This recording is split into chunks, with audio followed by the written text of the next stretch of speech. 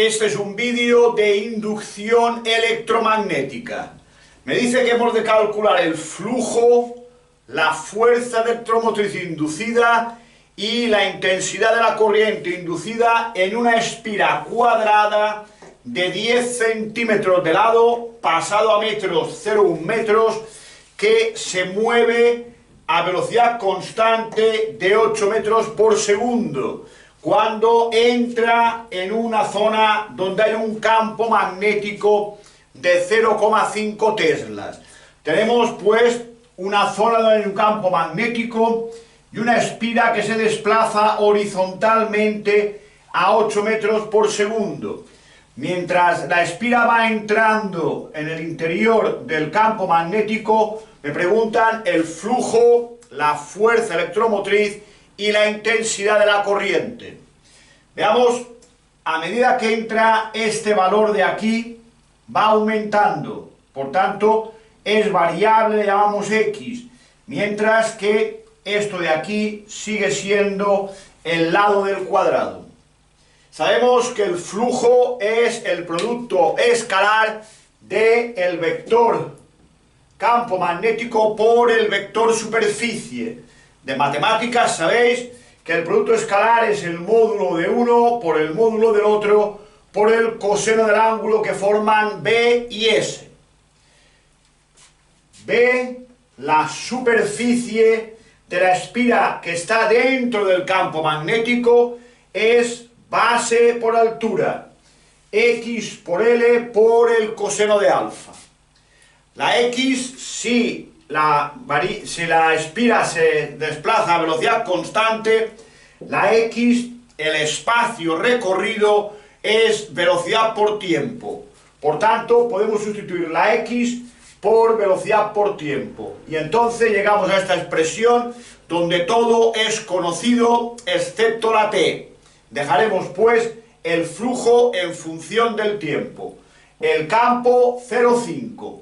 La velocidad 8, T, L es 0,1 y alfa es 0. Recordad, lo he explicado muchas veces.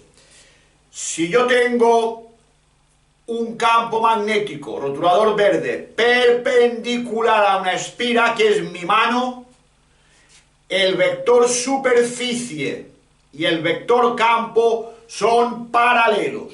Recordad, el vector superficie es un vector perpendicular a la superficie, cuyo módulo coincide con el área de la espira. Por tanto, el vector campo, si es perpendicular a mi mano, que sería la espira, entonces es paralelo al vector superficie. Y alfa es el ángulo que forman el campo y el vector superficie. De ahí que sea 0, pues son paralelos. Y el coseno de 0 es 1, operando nos queda un flujo de 0,4 T Webers. Yendo a la ley de Faraday, que me dice que la fuerza electromotriz inducida es igual a menos la variación del flujo con respecto al tiempo, simplemente derivamos esta expresión. La derivada de 0,4T es 0,4, con este signo menos, tenemos pues una fuerza electromotriz de menos 0,4 voltios. De la ley de Ohm sabemos que epsilon es I por R. Si despejamos la I, la R pasa dividiendo, sería I igual a epsilon partido R, 0,4 partido 0,6, y me da 0,67 amperios. En este caso no tengo en cuenta el signo, pues luego con la ley de Lenz estudiaremos el sentido de la corriente eléctrica. Por tanto, en valor absoluto o en módulo, como queráis, la intensidad es de 0,67 amperios. Pero queremos saber en qué sentido gira la corriente eléctrica, para lo cual aplicaremos la ley de Lenz, que ya he explicado en muchos otros vídeos que encontraréis en inducción electromagnética dentro de la página academiaalcover.es. Fijaros, cuando yo quiero saber el sentido de giro de la corriente eléctrica inducida, necesito dos datos. Primero, cómo es el campo presente en el ejercicio. Es penetrante. Segundo dato, el flujo aumenta o disminuye. Como que la espira va entrando dentro del campo magnético y la superficie afectada por el campo crece. Al crecer la superficie, crece el flujo, por tanto, el flujo aumenta. Ya tengo los dos datos que necesito para poder estudiar cómo gira la corriente eléctrica en la espira. Cómo es el campo presente, penetrante, y cómo varía el flujo, aumentando o disminuyendo. Vemos que aumenta. Sabemos de la ley de Lenz que cuando el flujo aumenta, la espira genera una corriente que produce un campo contrario al que hay.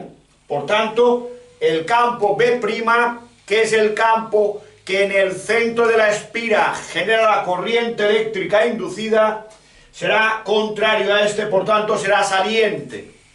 Por tanto, si yo cojo la espira, esa sería la espira, y los dedos hacia afuera, pues el campo es saliente en el interior de la espira y agarro la espira, el pulgar está girando en el sentido antihorario. Por tanto, hemos llegado a la conclusión, aplicando la ley de Lenz, de que la intensidad de la corriente eléctrica está girando en este momento en sentido antihorario. Si queréis ver más vídeos acerca de este tema o sobre cualquier otro tema de matemáticas, física o química, entrad en el canal Academia Alcover, suscribíos de forma gratuita o visitad la página academiaalcover.es.